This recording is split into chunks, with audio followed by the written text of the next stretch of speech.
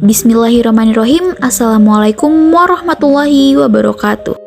Baiklah, kami dari kelompok 10 yang beranggotakan Dinda Fajarika Syafitri, Alena Ririn Novrianti, Nur Naningsih, Angelaini Nur Aryasi, dan Via Ivanka, kami akan mempresentasikan perihal problematika dakwah masa kini dan yang akan datang yang terkait dengan kompetensi subjek dakwah dan media dana dakwah.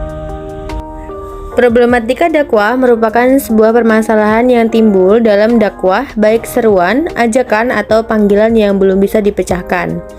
Dakwah Islam sendiri adalah mengajak dan menggerakkan manusia agar mentaati ajaran Allah. Salah satunya dengan menjalankan perbuatan yang baik dan menjauhi perbuatan yang dilarang oleh Allah Subhanahu wa Ta'ala.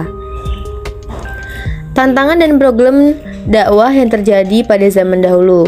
Tantangan dan problem dai yang terjadi pada zaman dahulu, yakni para dai atau nabi mengalami gangguan atau tekanan mental seperti diolok-olok, diejek oleh kaumnya dan dihina, dan tekanan fisik seperti rayuan dan pembunuhan. Contoh tantangan yang dialami oleh para nabi adalah sebagai berikut. Yang pertama, Nabi Adam, problemnya adalah datang dari iblis. Nabi Lut, tantangannya pada kaumnya yang dikenal dengan kaum Sodom. Dan Nabi Nuh, tantangannya kaumnya tetap mempertahankan ajaran nenek moyang.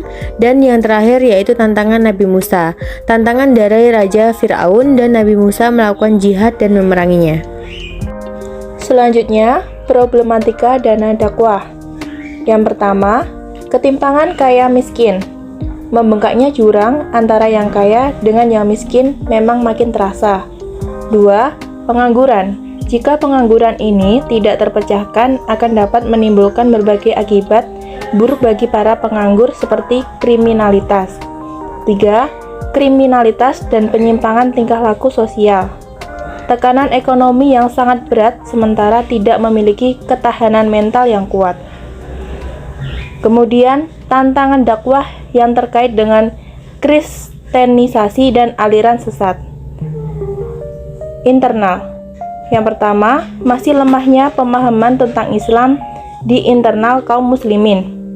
2. Penyebaran virus pemikiran sesat oleh peradaban barat. 3. Kurangnya pemahaman masyarakat muslim akan manfaat beragama. 4. Kelemahan dai terhadap konsep agama sebagai substansi dakwah, juga lembaga dakwah yang kurang profesional dalam manajemennya.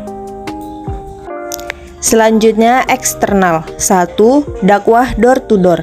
Penyebar aliran baru atau kristenisasi selalu melakukan kegiatannya secara door to door dengan pendekatan psikologis personal. 2. Memanfaatkan problema umat dalam melakukan pendekatan. 3. Fenomena aliran baru tidak jarang mengungkap alasan-alasan pengayoman sebagai dalih keikutsertaan umat pada aliran tersebut. 4. Gencarnya permutan dan yang dilakukan misionaris. Media dakwah. Salah satu keunggulan teknologi industri adalah mampu menghasilkan alat-alat informasi, komunikasi, dan transportasi sedemikian murahnya dan dalam waktu yang singkat, di mana telah mencapai efisiensi yang belum pernah terjadi sebelumnya, sehingga tak mengherankan kalau dunia entertainment belakangan ini berkembang dengan pesat serta memberikan hiburan secara live atau record, cetak atau elektronik. Fenomena dakwah tainment tersebut sebagai media dakwah saat ini. Banyak elemen yang terlibat di dalamnya justru mengikis moral masyarakat karena minimnya tauladan yang diperankan oleh individu yang terlibat di dalamnya, serta tidak terpenuhinya esensi materi dakwah yang ingin disampaikan dai pada mat'u yang disebabkan banyaknya faktor yang bersifat materialistis dan kapitalis sebagai budaya pertelevisian, radio, maupun di media elektronik lainnya yang terdapat di Indonesia saat ini. Selanjutnya masih media dakwah. Kebutuhan masyarakat untuk terpenuhinya aspek penguatan spiritual telah memicu berbagai inovasi terkait metode dakwah yang paling efektif dan mampu menjawab kebutuhan pasar.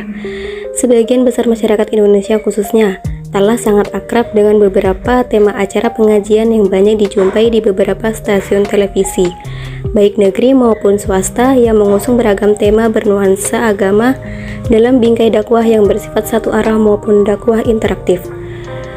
Lalu ada solusi problematika dakwah. Tidak boleh lagi terbatas pada dakwah bil lisan, harus diperluas dengan dakwah bil hal, bil kitabah, bil hikmah, dan bil iktisadiyah atau ekonomi. Membangun laboratorium dakwah agar mengetahui masalah-masalah real di lapangan. Perlu ada perkaderan untuk memproduksi juru-juru dakwah dengan pembagian kerja yang rapi.